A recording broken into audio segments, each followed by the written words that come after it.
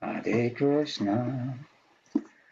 Om Jnanatamārandasya Jananjana Shalakaya Chakshulunmilitam Jena Tajmai Shri Gurave Namaha. Shri Chaitanya Manobishtam Stapitam Jena Bhutale Swayam Rupa Kadamaya Nidakti Swakadantikam. I was born in the darkest of ignorance. My spiritual masters have opened my eyes with the torchlight of knowledge. I offer my respectful obeisances unto them. When will Srila Rupa Goswami Prabhupada, who is established within this material world, the mission to fulfill the desire of Lord Chaitanya, give me shelter at his lotus feet? So today we're reading from the 8th canto of the Śrīmad Bhāgavatam, the 9th chapter. The Lord incarnates as Mohinī-mūrti. So if you have a hard copy, this is a painting of Mohinī-mūrti and the demigods and the demons,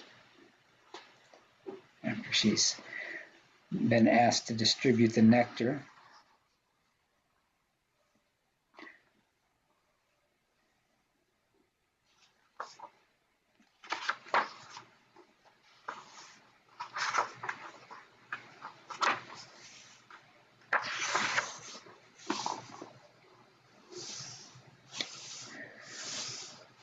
Text 1.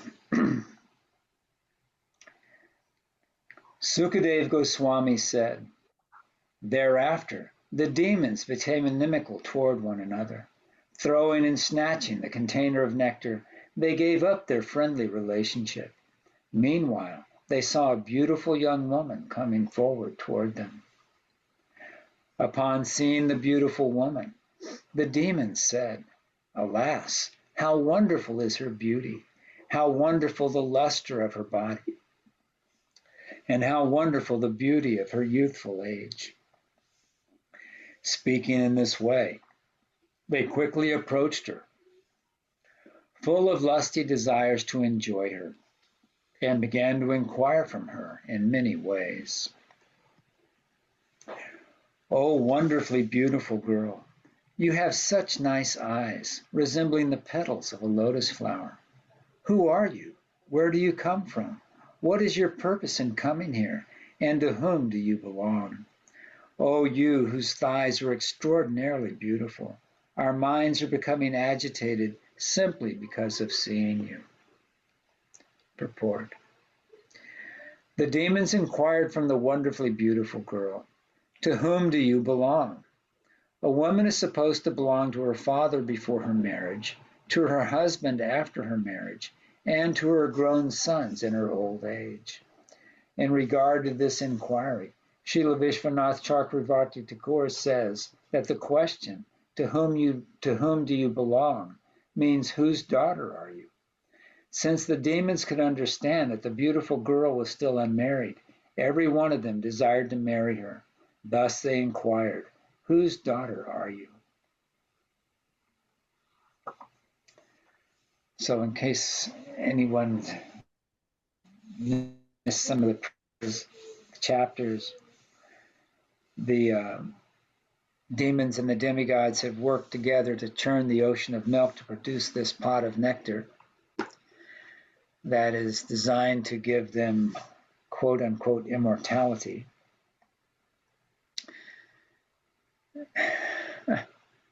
And this was all at the instruction of Lord Vishnu.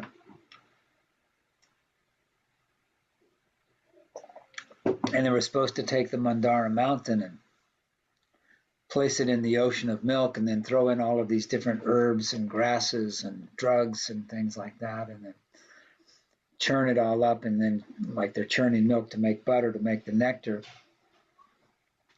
But they kept running into problems.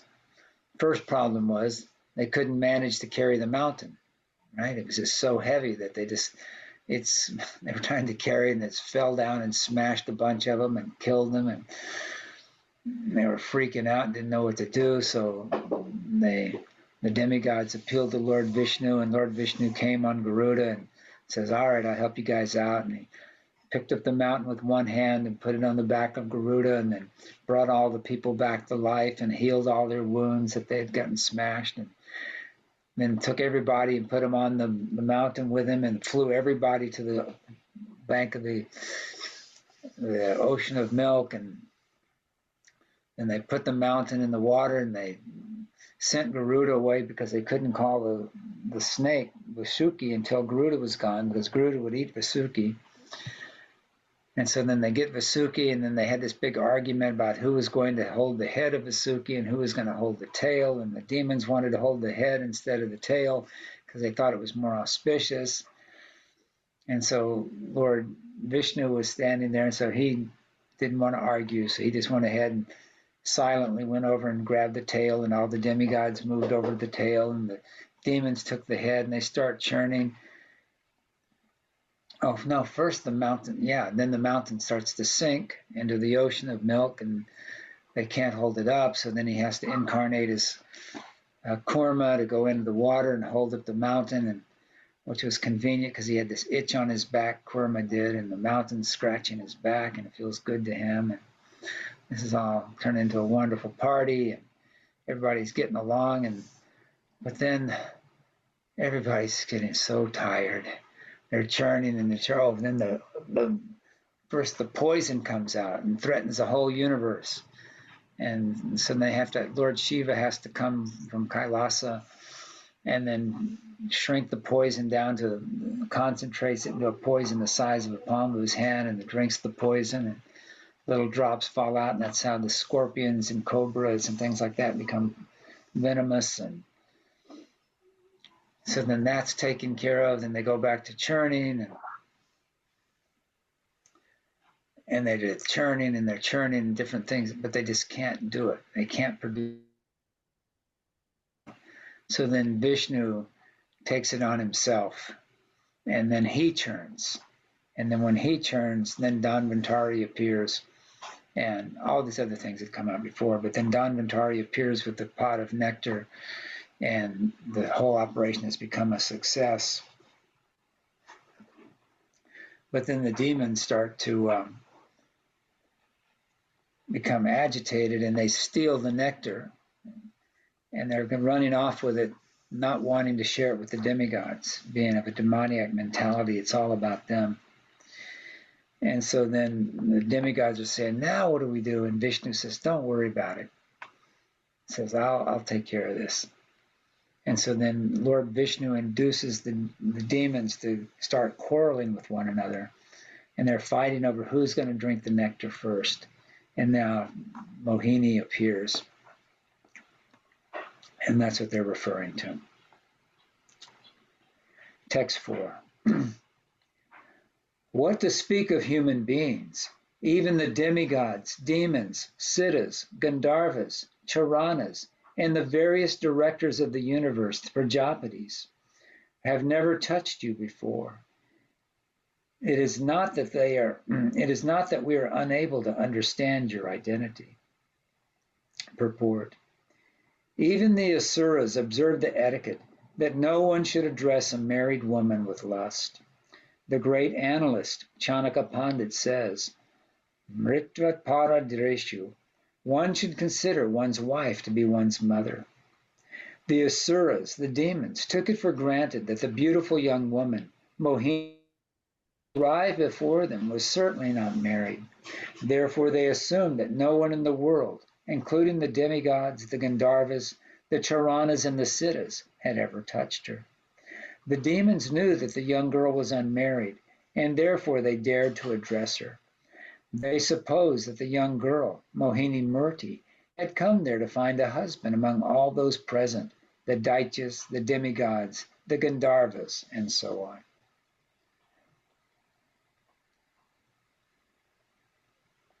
So this is another example of the demoniac mentality.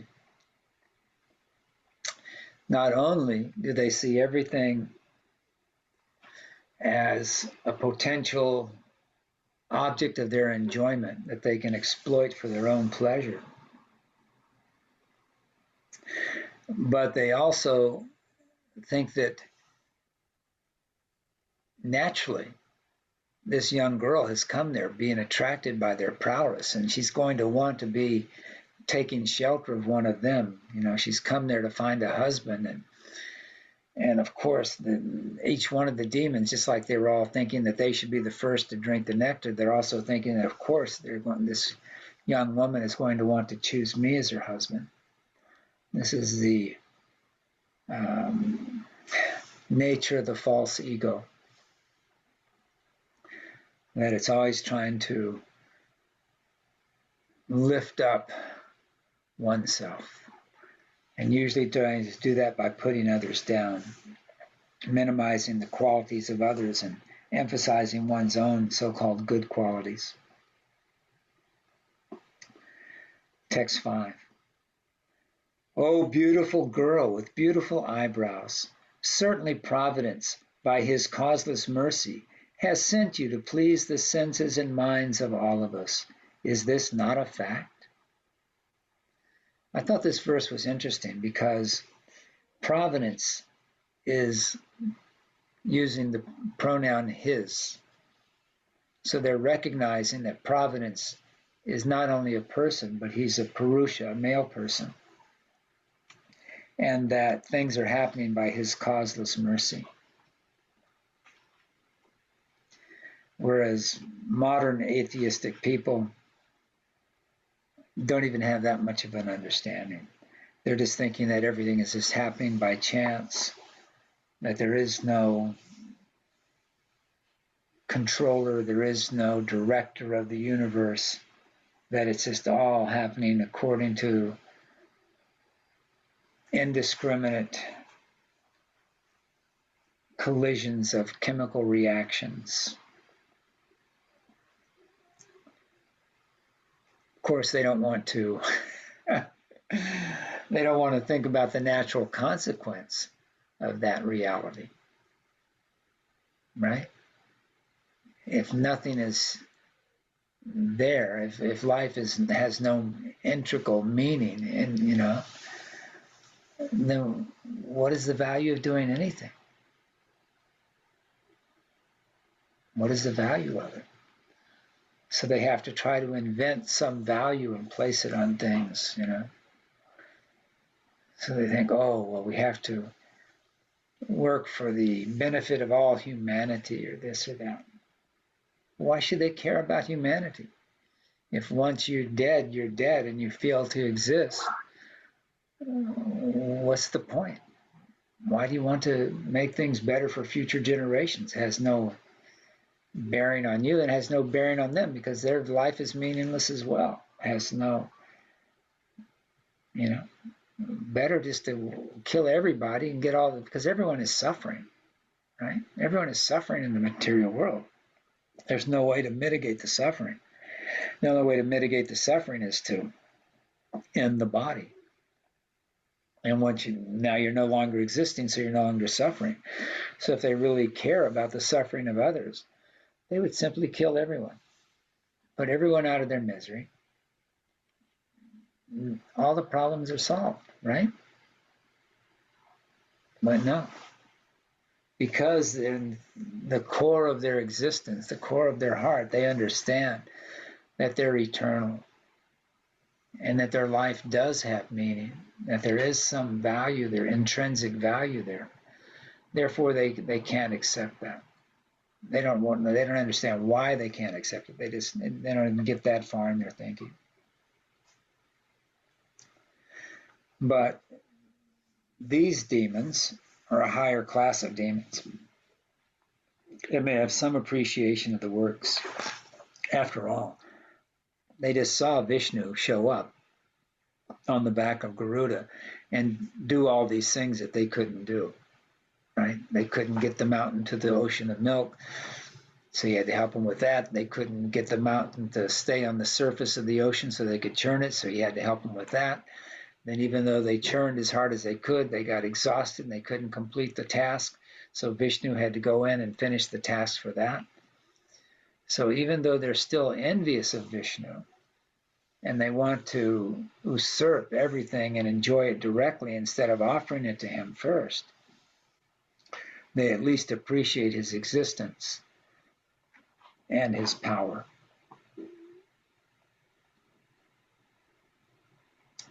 Text 6. We are now all engaged in enmity among ourselves because of this one subject matter, the container of nectar. Although we have been born in the same family, we are becoming increasingly inimical. O thin-waisted woman, who are so beautiful in your prestigious position, we therefore request you to favor us by settling our dispute. Purport.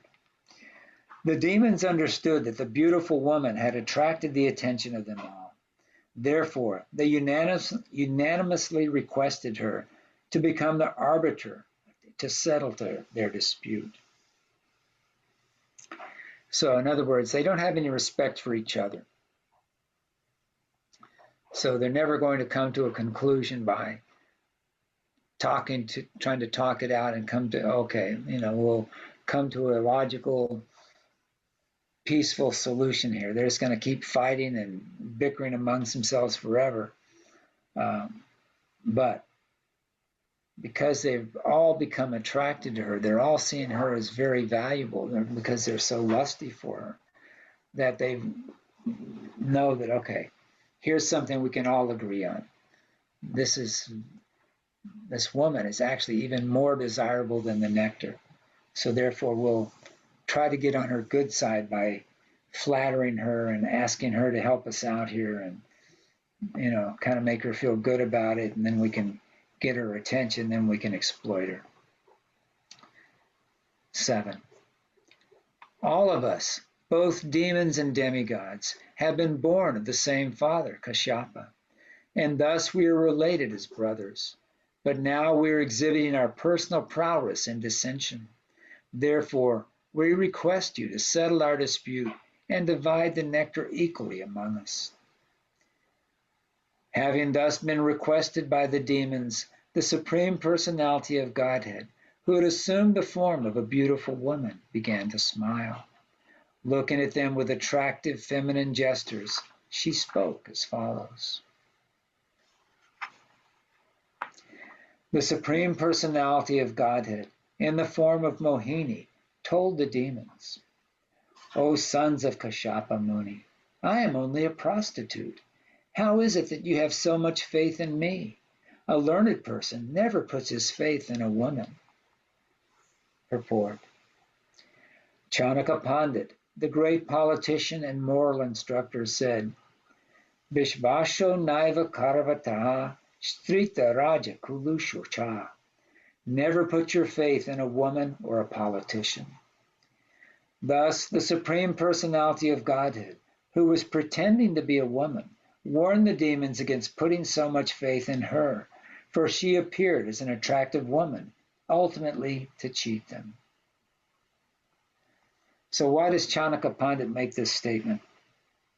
Never put your faith in a woman or a politician.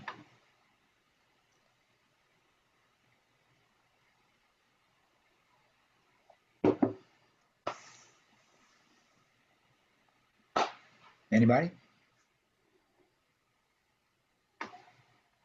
Well, we know we can't trust politicians. But why can't you trust a politician? Well, because they're often after power. Right. If they're after power, that sort of makes them untrustworthy. Yeah. So they have ulterior motives, right? Yeah.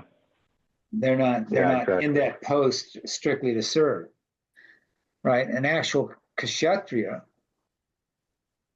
in the Vedic sense, accepts that post as a position of service. They're taking that position as service to Krishna, service to Vishnu. That's their service. So they're acting as an administrator. This is the way it's actually supposed to work in the Varnashram Dharma system. But in a materialistic system, they have they're, like you said, they're seeking their self-gain. They either want power, or they want wealth, or they want fame, right? Glory. They want all these different things. These different allurements are there. So you can't trust them because they have something they want. They have something they need. And therefore, they're going to have this tendency to exploit you. So why do they put women in the same category?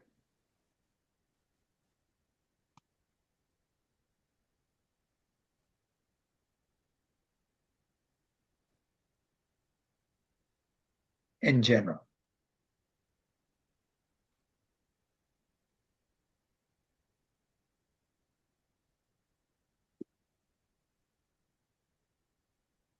Come on, someone must have some idea. Well, why don't they put men in the same category too? Well, generally the men are politicians Well, in a Vedic civilization, right? Okay. Right. I'm talking about now. Yeah. But in this particular case, well, okay. Yes, and we do agree with that. Our position is that we say, don't put your faith or trust in anyone Right. who's not a pure devotee of Krishna. Right. Right? Because everyone else has ulterior motives. Everyone else has something that they feel that they need. They have something that they have some hole they're trying to fill with something they're getting from someone else. Right? Yes. So you can't trust them to act in your best interest because they're going to put their so-called interest first. So when Bhaktivedanta Swami Prabhupada was, came here in the mid-60s and was speaking from the Vedic perspective, this was coincided with a lot of the women's liberation, the women's, movement, feminist movement. Whereas, a lot of the women were looking for equal rights, they were looking for equal pay, they were looking for equal status in society. And some of them, many of them, especially of the feminine movement, were offended by these concepts that Bhaktivedanta Swami Prabhupada was putting forward. Never put your faith in a woman or a politician, that women in general are less intelligent than men. And so this one female reporter was challenging Bhaktivedanta Swami. She said, I've read in your books where you say that women are less intelligent than men. Is that true? Why do you say this? And Bhaktivedanta Swami probably looked at her and he smiled and he said, yes. Anyone who thinks that they are a woman is less intelligent. So the point being is that anyone who's in the material concept of life is less intelligent, whether you're in a female body or a male body or whatever. If you're not on the transcendental platform, you're an illusion, right? You're as long as you're acting strictly on the bodily platform, then you have no chance of finding the real solutions to your problems. So if we're all spirit souls and we're not really male and we're not really female, why is it that some people take birth in a male body and so others take birth in a female body? In general. Karma and desires, right? Exactly. Karma and desires. So in the material world, generally speaking, men are more powerful, both physically and socially, than women. That's the way it's set up, okay?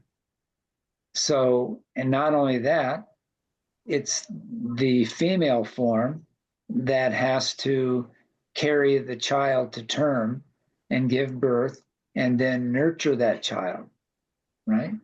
So the female, not only is she typically weaker than the male, but she also has to be able to carry the child to term. They has to care for the child afterwards, and she needs the support of others to do that. So she's in a weaker position, and being in a weaker position, this is another way of saying that she has more needs. And what we're just talking about, as soon as you think you have a need and you become dependent on others, then you're going to have a tendency to exploit them, right? This is the conclusion we just came to. So therefore, anyone who's taken birth in a woman's body, they're in this position where they're going to feel that, okay, I can't necessarily dominate physically, so I'm going to have to be able to get what I need by being cunning. I'm going to have to use my feminine charms. And this is exactly what Mohini's doing, right? There's all these demons. These are the most powerful demons in the universe at the time. They're all together in one place. They're already pissed off because they're fighting with each other over this pot of nectar. They've already shown their character by stealing the nectar away from the demigods. They're fighting over who's going to get to drink it first. Right? These guys are just a mess. They're agitated already. And so then Mohini shows up and bewilders them with her beauty. And so she's even talking to them straight. She says, why would you trust me? Here, you've gone through this whole scene to get this pot of nectar. And now you don't know anything about me. I just cruised up here. And now you're, putting me in charge of this? This is very interesting logic, right? So, continuing with the purport. Thus, the Supreme Personality of Godhead, who is pretending to be a woman, right? You're not a woman. You're not a man. You're not young. You're not old. You're not a dog. You're not a cat. You're not a monkey. You're a pure spirit soul, has a pure, eternal spiritual relationship with the Supreme Personality of Godhead. So even Krishna, he's pretending to be a woman. Warn the demons against putting so much faith in her, for she had appeared as an attractive woman, ultimately to cheat them. Indirectly disclosing the purpose for which she had appeared before them, she said to the sons of Kashyapa, how is this? You were all born of a great rishi, yet you're putting your faith in a woman who is loitering here and there like a prostitute, unprotected by father or husband. Women in general should not be trusted, and what to speak of a woman loitering like a prostitute? The word Hamini is significant in this connection. Women, especially beautiful young women, invoke the dormant lusty desires of a man. Therefore, according to the Manu Samhita, every woman should be protected either by her husband, by her father, or by her grown sons. Without such protection, a woman will be exploited. Indeed, women like to be exploited by men. As soon as a woman is exploited by a man, she becomes a common prostitute. This was explained by Mohinī-mūrti, the Supreme Personality of God.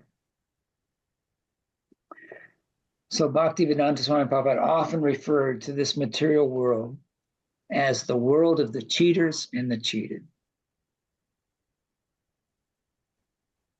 If you're not cheating someone, then you're probably on the other side of the equation. You're being cheated by someone.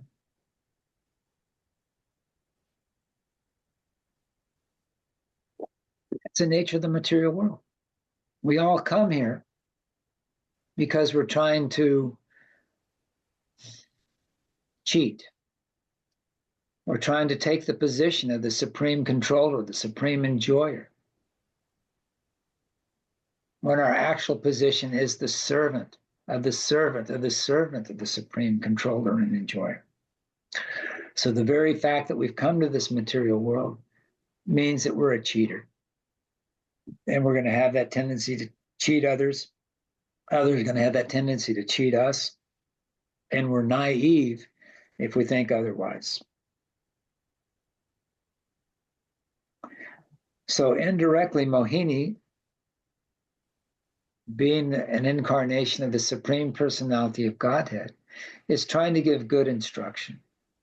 She's trying to educate the demons right now, trying to give them some, help them break it. And she wants to help them elevate their mentality, but not completely, because she still wants to cheat them out of the nectar. So she's just going to give them enough, try to help them out a little bit, but while she's cheating them, she's trying to give them some good instruction that they can maybe use to their advantage later on. Text 10. O demons, as monkeys, jackals, and dogs are unsteady in their sexual relationships and want newer and newer friends every day, women who live independently seek new friends daily. Friendship with such a woman is never permanent. This is the opinion of learned scholars. Sri Sukadeva Goswami continued. After the demons heard the words of Mohinī-mūrti, who had spoken as if jokingly,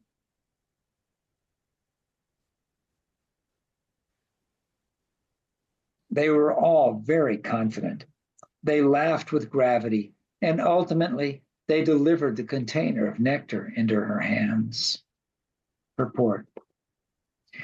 The personality of Godhead in his form of Mohinī was certainly not joking, but talking seriously with gravity. The demons, however, being captivated by Mohinī-mūrti's bodily features, took her words as a joke and confidently delivered the container of nectar into her hands.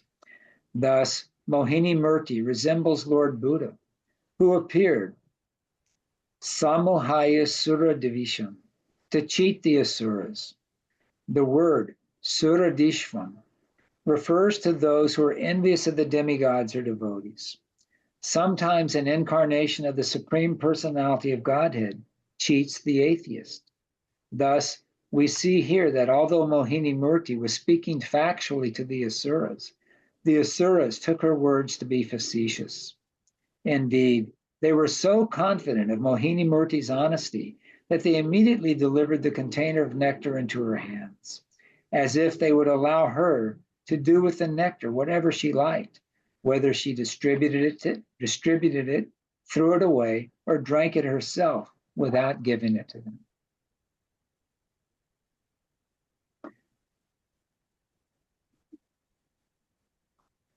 This is another trick of the illusory energy of the Supreme Personality of God. And we all experience this in our own lives every day, multiple times a day. Everyone's looking for happiness.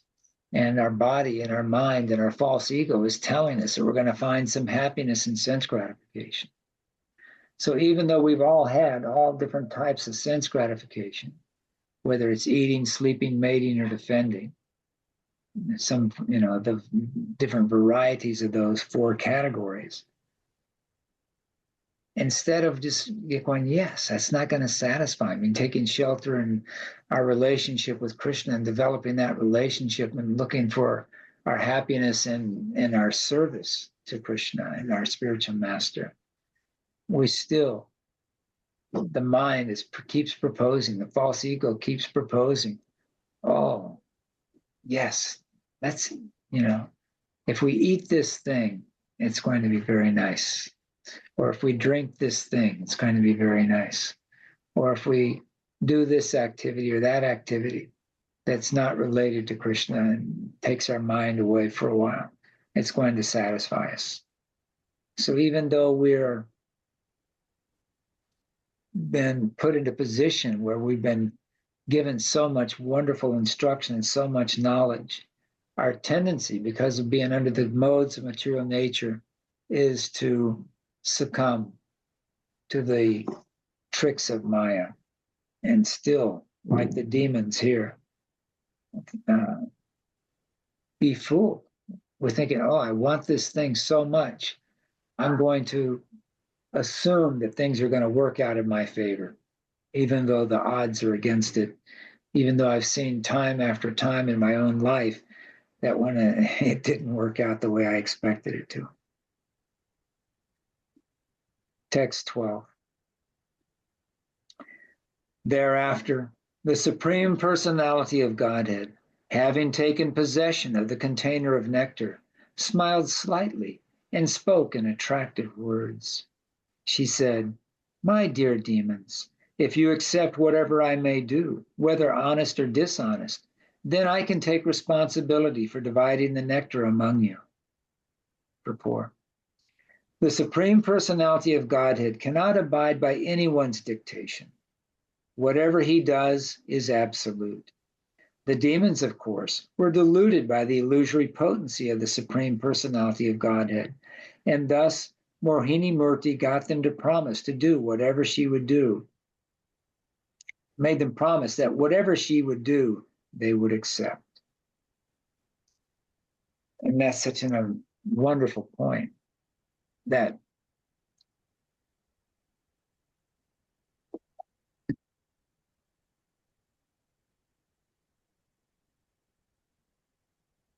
Krishna is the supreme controller,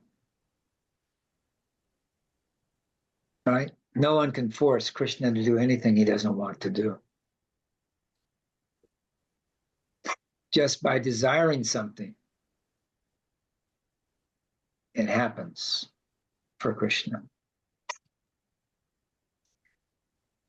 And that's why the most amazing thing is that Krishna allows himself to be controlled by his pure devotees. We have the wonderful example of Mother Yasoda and Krishna.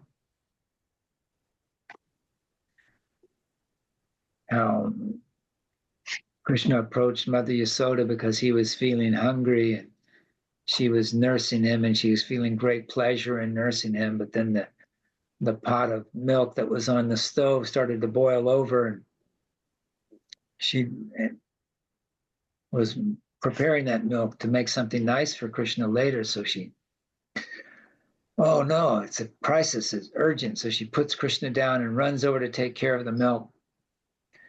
But Krishna felt, no, and milk is not important. What's important is you feeding me. I already expressed my desire to you that I want you to feed me. This is your first duty. So then he became angry with his devotee because she had lost the point. Even though she was doing it thinking, oh, I need to do this because it's part of my service to Krishna. Krishna was there with her, and she was serving him directly already. And this other thing was secondary. And so when she went to do that, instead of just giving Krishna what he wanted right there at the moment, he was making it very clear. There's no question about what he wanted at that point in time. And so then he decided to exhibit his transcendental anger and break the butter pot and distribute the butter and yogurt to the monkeys and be very bad, by our standards. And when Mother Yasoda came back and saw that the mess he had made, she smiled. And she appreciated how clever Krishna was, that after he had broken the pot and stolen the butter and fed the stuff to the monkeys, he was smart enough to get out of sight, and hide from her. But then she thought, well, I can't let him get away with this because he's going to grow up to be a rascal, right? And he's got to learn some discipline. So therefore, because she loved him and because she cared for him, and therefore she's thinking he has to be trained, otherwise his life is going to be a disaster, she decides she has to punish him. So she grabs her stick and she's going to give him a good thrashing to teach him a lesson for his own good. But then when she finally catches and sees him, and then First he runs and she has to chase him all over the place. And of course, you can't catch Krishna. He's the fastest of all of us, right? He's faster than the mind. But when he sees how much she wants to capture him, he allows himself to be captured. And then when she sees how fearful he is, and then she throws away her stick and decides to punish him in another way. So she's going to give him a timeout, going to tie him up. But she can't bind Krishna. He's unlimited. So the rope is always too short. And so then she's getting frustrated and she starts to become exasperated. And then out of Krishna and his love for his devotee, he allows himself to be bound.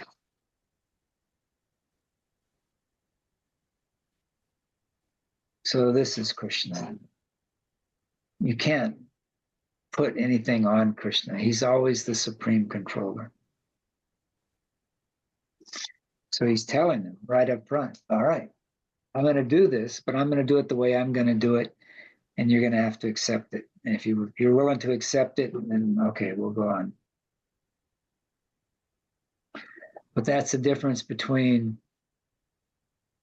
the different rasas, right? In the lower rasas, like you have in the Vaikuntha planet, not that rasas are lower or higher, but in the less intimate rasas with Krishna,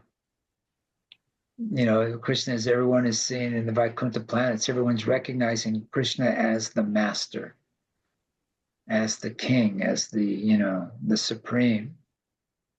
And therefore there's a bit of awe and reverence and fear mixed in with that relationship. And so the relationship's not as intimate. But in Goloka Vrindavan, that intimacy, that awe and reverence is hidden by Krishna's internal potency. And therefore, the more intimate pastimes are allowed to take place.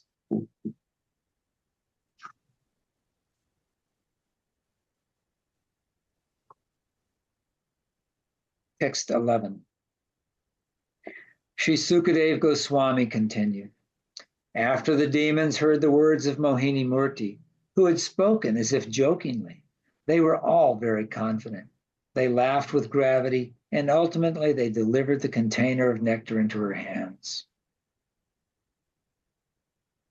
Thereafter, the Supreme Personality of Godhead, having taken possession of the container of nectar, smiled slightly and spoke in attractive words.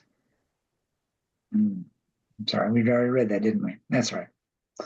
I figured it was fine to hear the words again. She said, "My dear demons, if you accept whatever I may do, whether honest or dishonest, then I can take responsibility for dividing the nectar among you." The chiefs of the demons were not very expert in deciding things. Upon hearing the sweet words of Mohinī-mūrti, they immediately assented. "Yes," they answered, "what you have said is all right." Thus the demons agreed to accept her decision. The demigods and demons then observed a fast. After bathing, they offered clarified butter and oblations into the fire, and gave charity to the cows and to the Brahmins and members of the other orders of society, namely the Kshatriyas, Vaishyas, and Sudras, who were all rewarded as they deserved. Thereafter, the demigods and demons performed ritualistic ceremonies under the directions of the Brahmins. Then they dressed themselves with new garments according to their own choice, decorated their bodies with ornaments, and sat facing east on seats made of kusa grass. Purport. The Vedas enjoin that for every ritualistic ceremony, one must first become clean by bathing in either the Ganges or Jamuna or in the sea. Then one may perform the ritualistic ceremony and offer clarified butter into the fire. In this verse, the words Paridaya Abhani are especially significant. A sannyasi or person about to perform a ritualistic ceremony should not dress himself in clothing sewn with a needle. So it was. Do you know what the? Sorry. Huh? I was going to ask if you knew what the significance of that is, the needle thing. I don't specifically know about the needle, but it was a policy in the temples that Bhaktivedanta Swami Prabhupada established, that whoever was offering arti couldn't wear any sewn clothing. You just wear a dhoti and a chadar.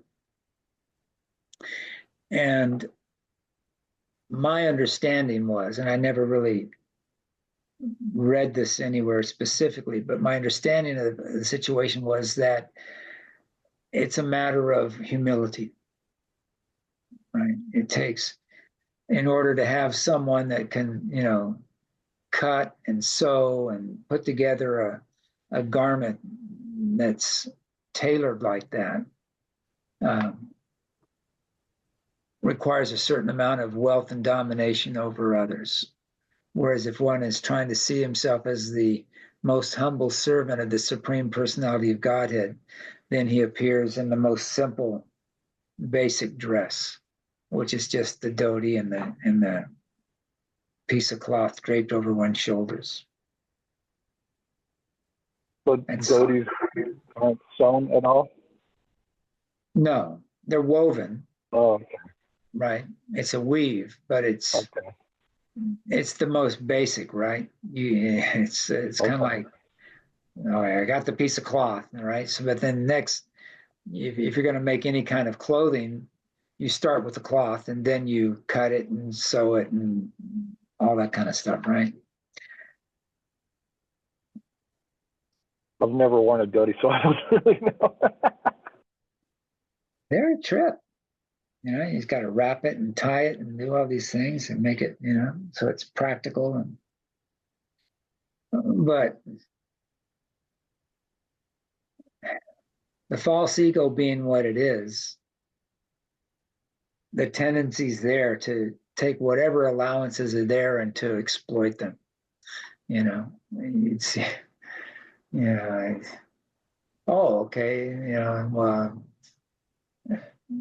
you can wear a dhoti that's made out of just rough cotton, or you can make a dhoti out of silk, right?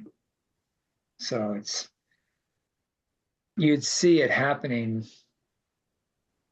in the Kanistha Adhikaris. There was this tendency to, get the nicest dhoti and the nicest chadar, and even amongst those who had second initiation, so-called Brahmin initiation, there was a certain one-upmanship on your Brahmin thread, right?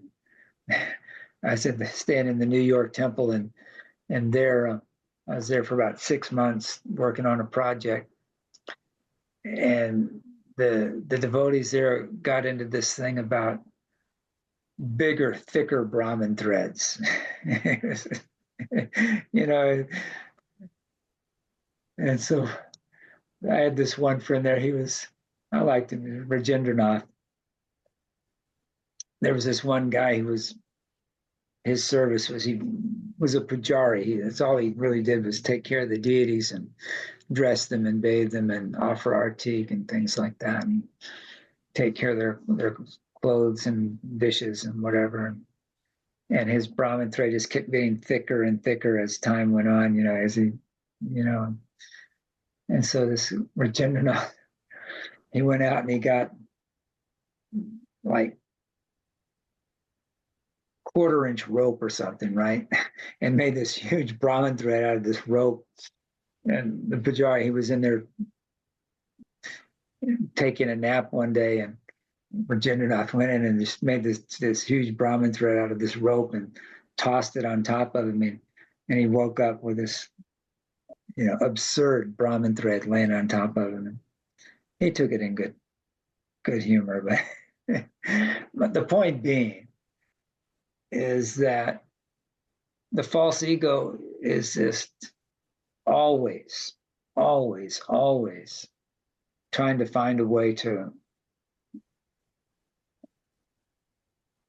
rise up, and that's why Bhaktisiddhanta gave that instruction that one should beat one's mind with a shoe 1,000 times a day, right? 99, or was it 100 times, 1,000, whatever, it doesn't matter. The point is that you have to kind of realize that that's the nature of it. That's the nature of the false ego, is that you're going to be trying to, it's going to be trying to find ways to aggrandize itself no matter what situation it's in.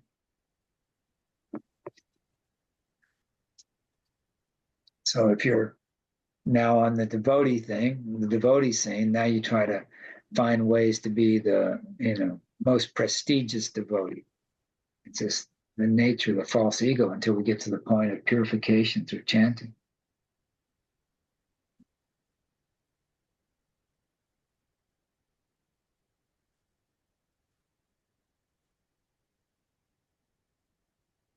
So they dress themselves in new garments according to their choice, decorate their bodies with ornaments, set facing the east. Okay.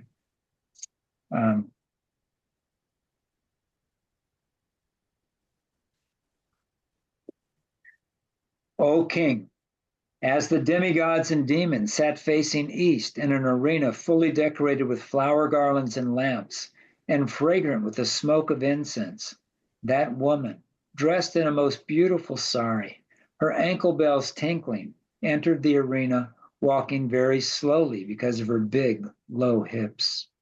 Her eyes were restless due to youthful pride. Her breasts were like water jugs. Her thighs resembled the trunks of elephants, and she carried a water pot in her hand. Her attractive nose and cheeks and her ears, adorned with golden earrings, made her face very beautiful. As she moved, her sari's border on her breast moved slightly aside. When the demigods and demons saw these beautiful features of Mohinī-mūrti, who was glancing at them and slightly smiling, they were all completely enchanted. Purport. Srila Vishwanath Chakravarti Thakur remarks here that Mohinī-mūrti is the Supreme Personality of Godhead in a feminine form, and that the goddess of fortune is her associate. This form, assumed by the personality of Godhead, challenged the goddess of fortune. The goddess of fortune is beautiful, but if the Lord accepts the form of a woman, he surpasses the goddess of fortune in beauty. It is not that the goddess of fortune, being female, is the most beautiful. The Lord is so beautiful that he can excel any beautiful goddess of fortune by assuming a female form. And this is Krishna. Krishna is the most attractive.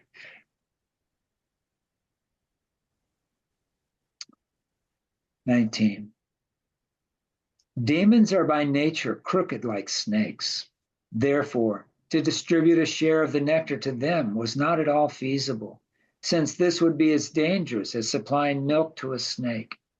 Considering this, the Supreme Personality of Godhead, who never falls down, did not deliver a share of nectar to the demons. Purport. It is said, Sarpa kura kala kruha, sarpat kruatmana kala. The snake is very crooked and envious, and so also is a person like a demon. Mantro shodhi bhashya sarpa kala kena nirayati. One can bring a snake under control with mantras, herbs, and drugs, but an envious and crooked person cannot be brought under control by any means. Considering this logic, the Supreme Personality of Godhead thought it unwise to distribute nectar to the demons.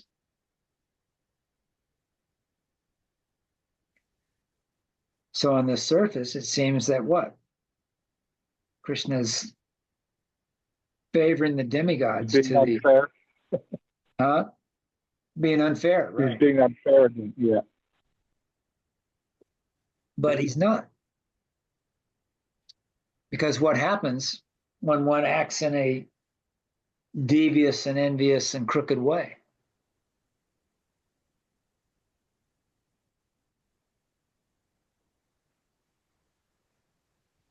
He has to suffer the results of those actions, right? So by giving someone facility to do that, increase their facility to act in a devious and crooked way, then you're just increasing their future suffering. And Krishna doesn't want to do that. He doesn't want to increase their future suffering. He wants everyone to become a devotee and come back home, back to Godhead. So therefore, he can't give them the nectar. He has to withhold it from them.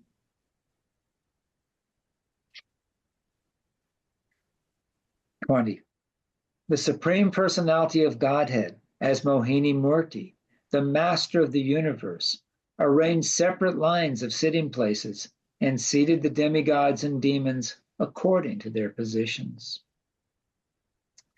Taking the container of nectar in her hands, she first approached the demons, satisfied them with sweet words, and thus cheated them of their share of the nectar.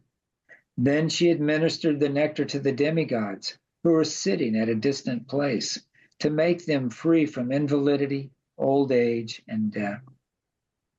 Purport. Mohinī-mūrti, the personality of Godhead, gave the demigods seats at a distance. Then she approached the demons and spoke with them very graciously, so that they thought themselves very fortunate to talk with her. Since Mohinī-mūrti had seated the demons at a distant place, the demons thought that the demigods would only get a little of the nectar, and that Mohinī-mūrti was so pleased with the demons that she would give the demons all the nectar. The words Vancha Yan Upashacharai indicate that the Lord's whole policy was to cheat the demons simply by speaking sweet words. The Lord's intention was to distribute the nectar only to the demigods.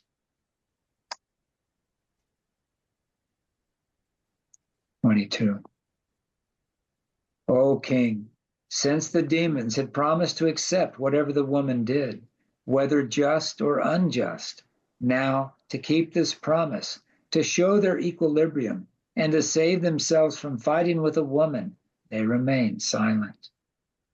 The demons had developed affection for Mohinī-mūrti and a kind of faith in her, and they were afraid of disturbing their relationship. Therefore, they showed respect and honor to her words and did not say anything that might disturb their friendship with her. Purport. The demons were so captivated by the tricks and friendly words of Mohinī-mūrti that although the demigods were served first, the demons were pacified merely by sweet words. The Lord said to the demons, "The demigods are very miserly and are excessively anxious to take the nectar first. So let them have it first. Since you are not like them, you can wait a little longer. You are all heroes and are so pleased with me, it is better for you to wait until the demigods drink, till after the demigods drink."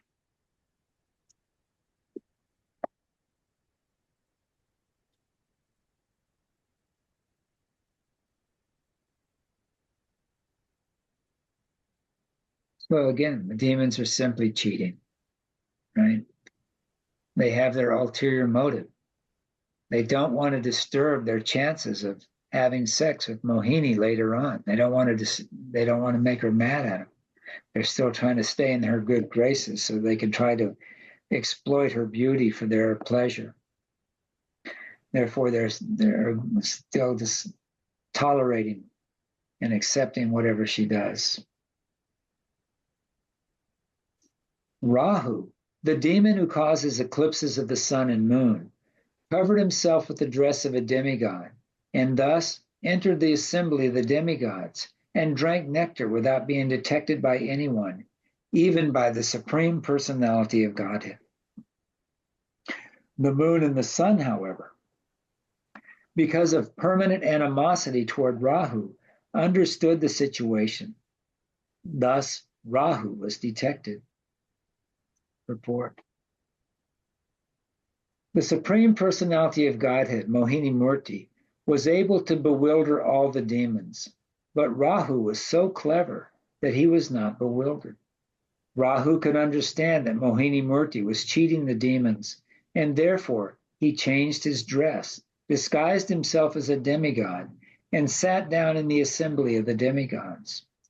Here one may ask why the Supreme Personality of Godhead could not detect him. The reason is that the Lord wanted to show the effects of drinking nectar. This will be revealed in the following verses. The moon and the sun, however, were always alert in regard to Rahu. Thus, when Rahu entered the assembly of the demigods, the moon and sun immediately detected him, and then the Supreme Personality of Godhead also became aware of him.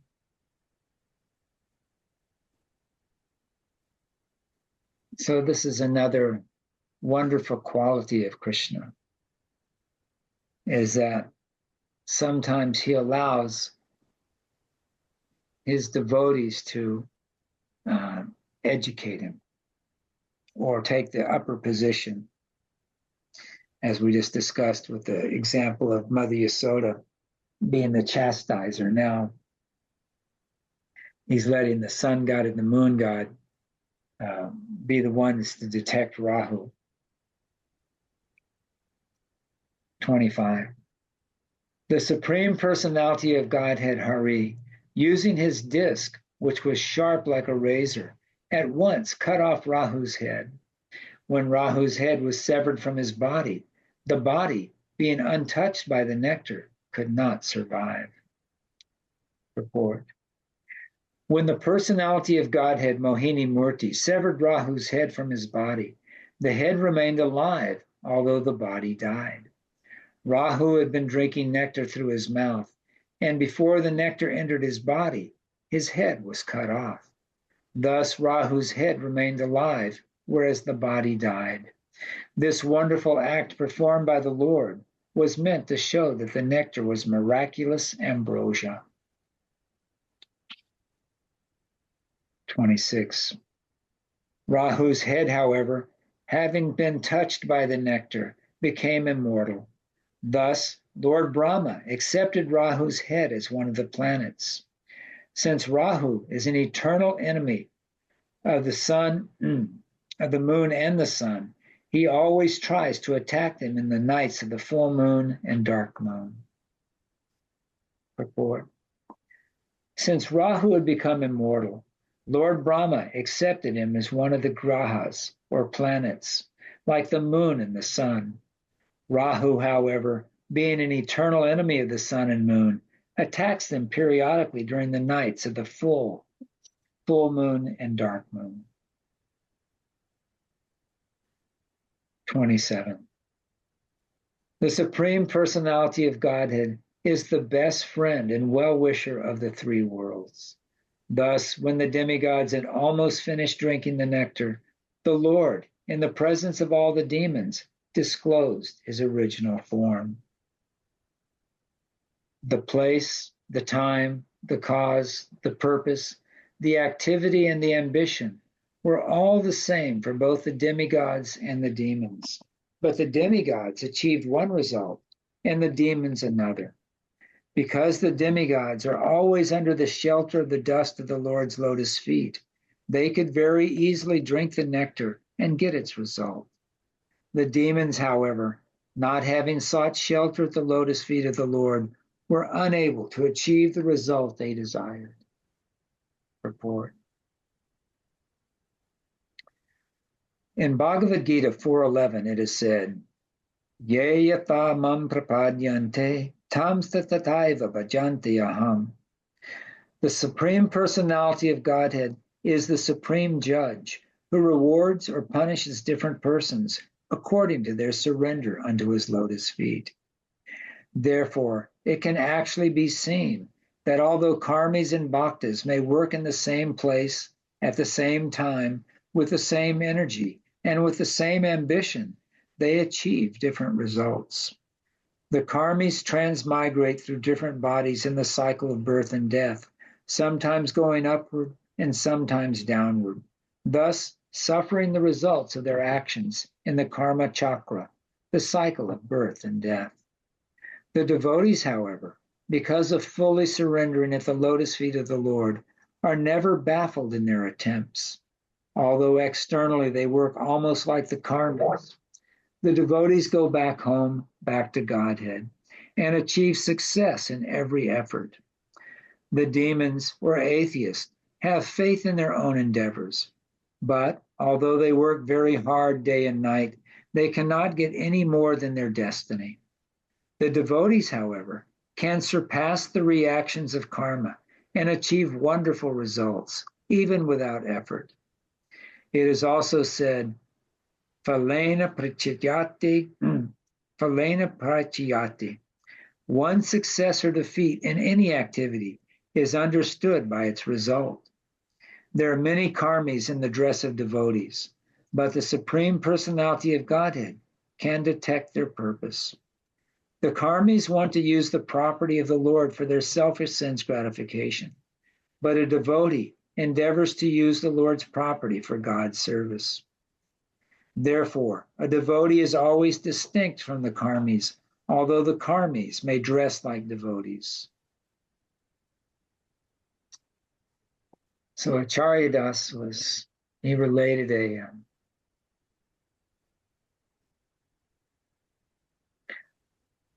an incident. He was in Vrindavan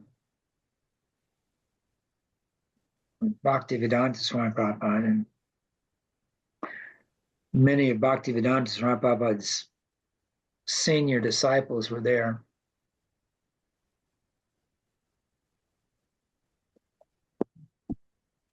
And they were on the morning walk.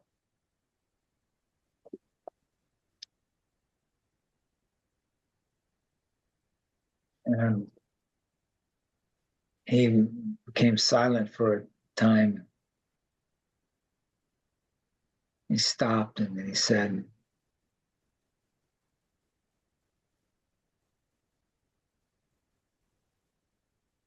"Some of you are not devotees. You are still very materialistic in your attitudes and your thoughts.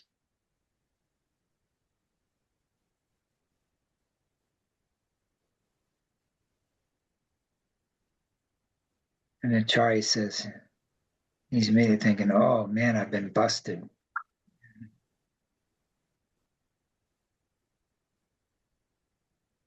But then he just continued to walk on and didn't say anything more about it.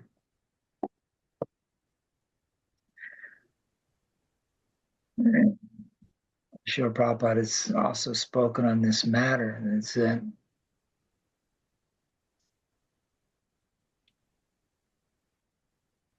because we've come to the material world to be cheaters, we have this tendency to cheat. And therefore we have a tendency to want to pretend that we're devotees, even if we don't have a devotional attitude.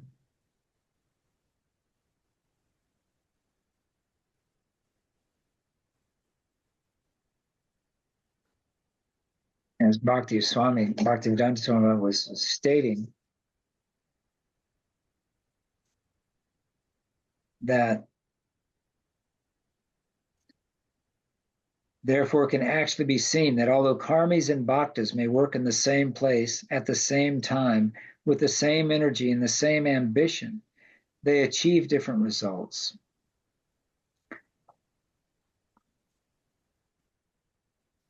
So why do they achieve different results?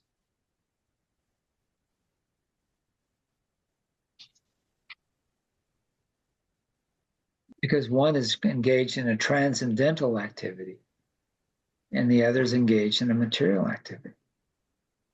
But what makes an activity transcendental? The difference is the consciousness with which it's performed. Oh, it's late already. I'll leave it at that. Let's finish up. Where do we leave off with the purport?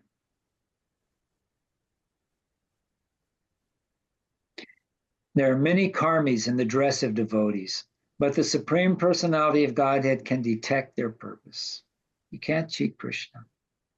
The karmis want to use the property of the Lord for their selfish sense gratification, but a devotee endeavors to use the Lord's property for God's service. Therefore, a devotee is always distinct from the karmis, although the karmis may dress like devotees. As confirmed in Bhagavad Gita 3:9, Yajna nartha karma no nayatra lokam yam karma bandhanaha. One who works for Lord Vishnu is free from this material world, and after giving up his body, he goes back home, back to Godhead. A karmi, however, although externally working like a devotee, is entangled in his non-devotional activity, and thus he suffers the tribulations of material existence. Thus, from the results achieved by the karmis and the devotees, one can understand the presence of the Supreme Personality of Godhead, who acts differently for the karmis and the jnanis than for the devotees. The author of the Sri Chaitanya Charitamrita therefore says, Krishna Bhakta Nishkama Attatena Shanta Bhukti Mukti Sirakami Sakali Ashanta. The karmis who desire sense gratification, the jnanis who aspire for the liberation of merging into the existence of the Supreme, and the yogis who seek material success and mystic power are all restless, and ultimately they are baffled. But the devotee who does not expect any personal benefit and whose only ambition is to spread the glories of the Supreme Personality of Godhead is blessed with all the auspicious results of bhakti yoga without hard labor.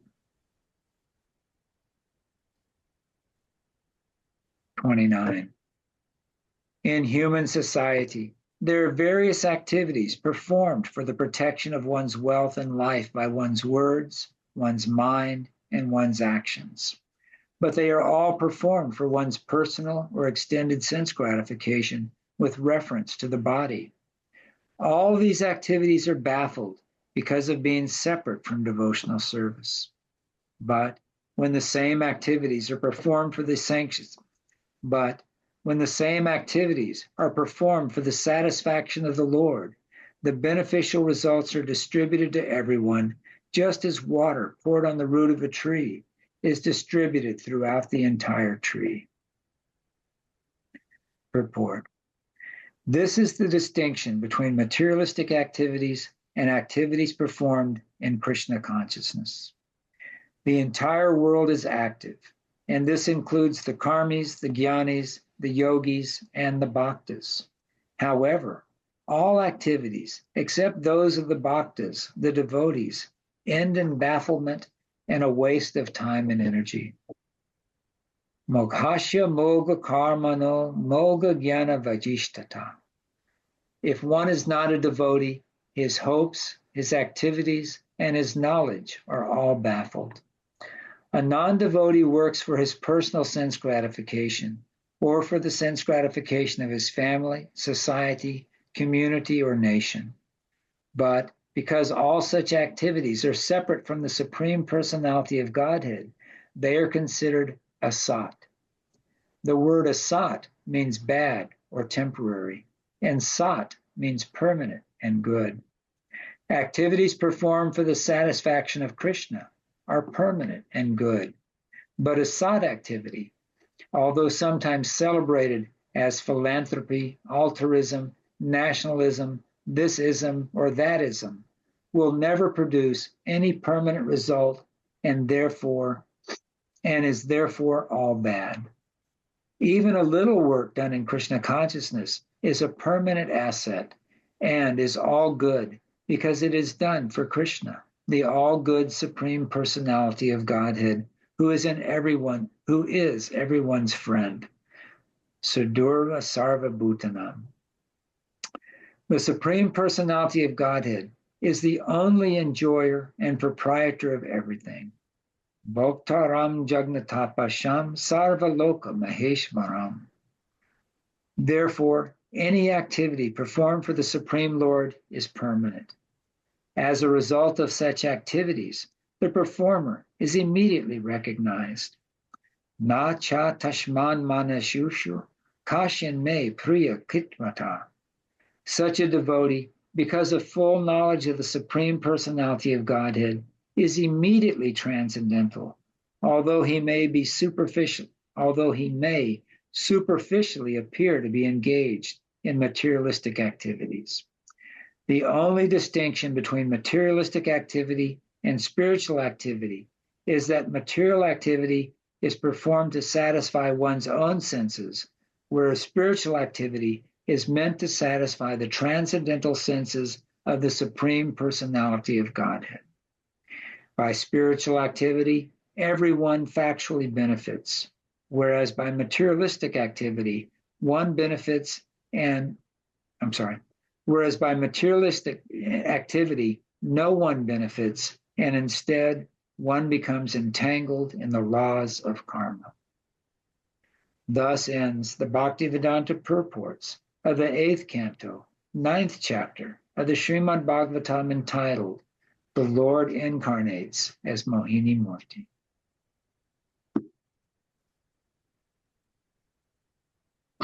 So, the choice is always ours, right? We can act for our own sense gratification, or we can act for the sense gratification of Krishna.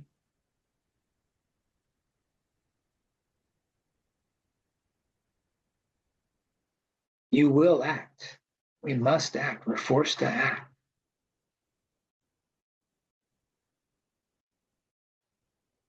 And our only free will is to choose who we act for.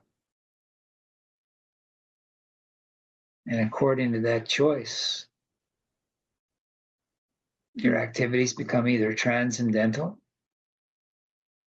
and take you back to Krishna, or they're materialistic and they bind you to this material world. It's very simple.